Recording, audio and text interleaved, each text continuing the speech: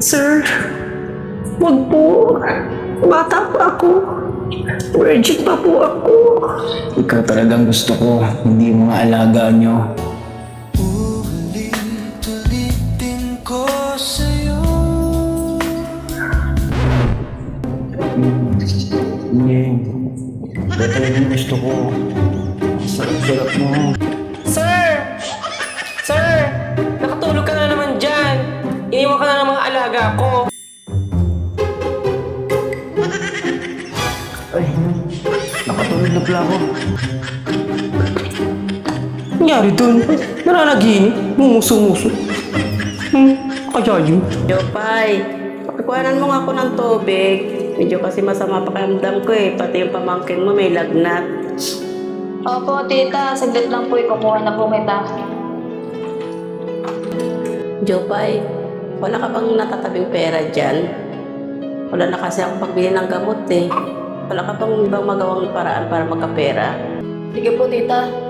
Nagawa po ako ng paraan. Alam ko naman po na kulang ang kinikita ko sa pa-extra-extra lang. Kaya niyo po, hanap po ako ng magandang trabaho. Sige, Jopay. Maraming salamat ha. Pasensya ka na ha. Medyo naging pabigat lang kami sa iyo. Tita, wala yun. Ako nga dapat pasalamat sa inyo eh. Hindi dahil sa inyo, wala ako dito ngayon pa. Simula nung nawala si Papa, kayo na yung pumutok sa akin. Kaya dapat suklian ko. Ito'y kwento ng isang babae, tulog sa umaga, gising sa gabi. Ang kanyang mukha'y puno ng kolorete. Sa lugar ng ilaw ay patay sindi.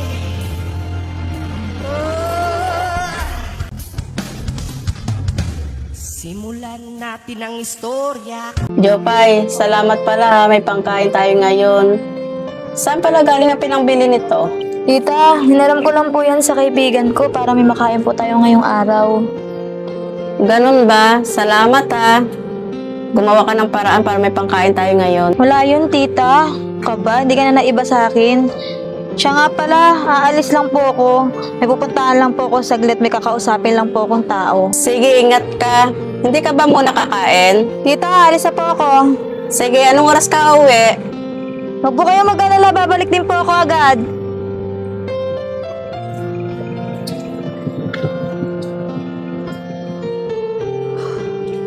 Sana tama tong tuition ko. Medyo kinakabahan ako ah. Ay, hala na nga.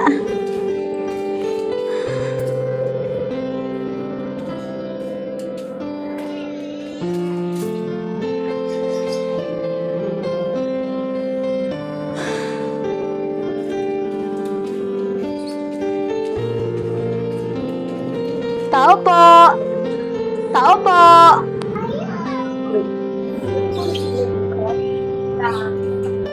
May bibili yata.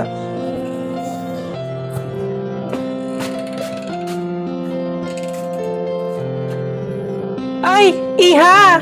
Ikaw pala yan. Sabi ko na babalik ka eh. Nakapag-isip-isip na po kasi ako eh. Tinatanggap ko na po yung alok nyo. Sabi ko na eh, hindi ako nagkamali. Tatanggapin mo yung alok ko. Halika, dito tayo sa loob mag-usap.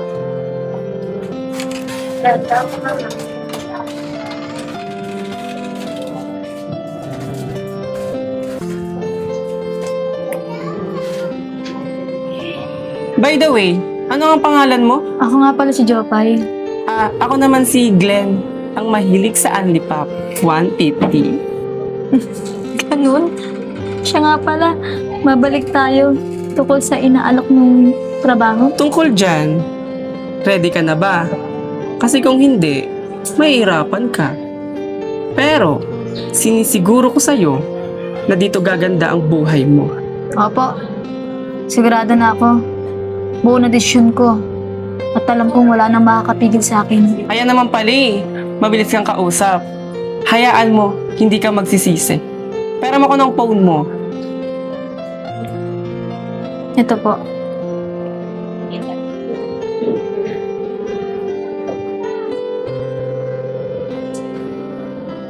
O Jopay, nandyan ang address. Magkita na lang tayo. Sige po. Maraming salamat po talaga. Paano? Mauna na ako?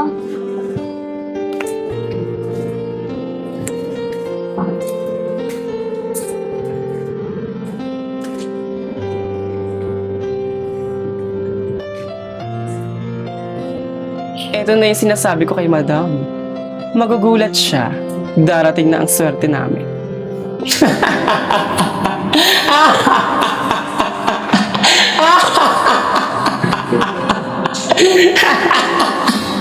Boss, wala ka talagang balak pumunta sa mga tropa mo? Try ko pumasyal pag maaga tayo natapos. Saan pa punta natin to, boss? Diyan sa may gagawin natin.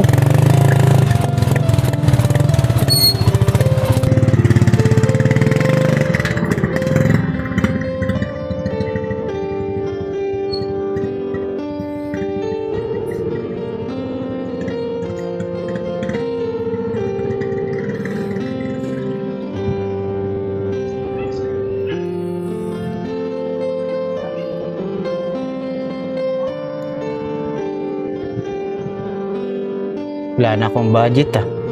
Sana naman magustuhan to ni Angeline.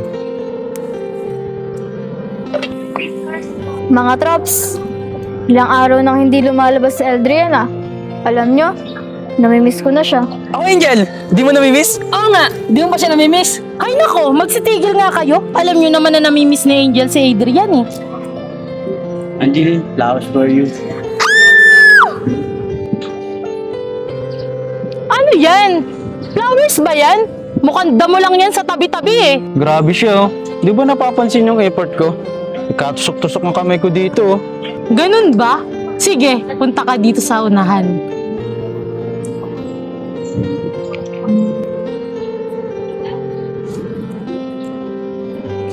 Thank you ah. Salpak mo sa mukha mo. Alam mo nang matinik. Bibigyan mo pa ako nan. Lumayas ka nga dito. Hala siya, ba't mo naman ginanon yung tao? Ikaw ba naman bigyan ng flowers na may tinik eh? Gusto mo? Iyon na lang. Oo. Patingin nga ako matinik. Ah, oo nga! Tapon mo na nga yan!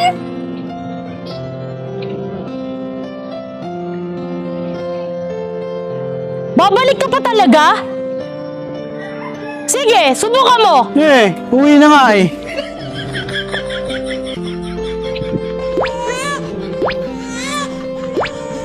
Angeline, ba't tayong pasagutin si Tuber?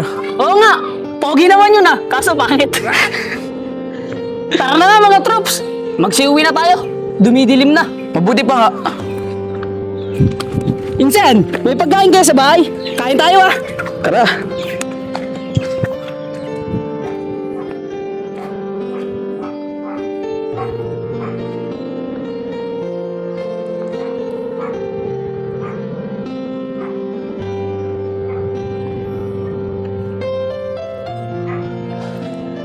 Hindi ako susuko sa paghahanap.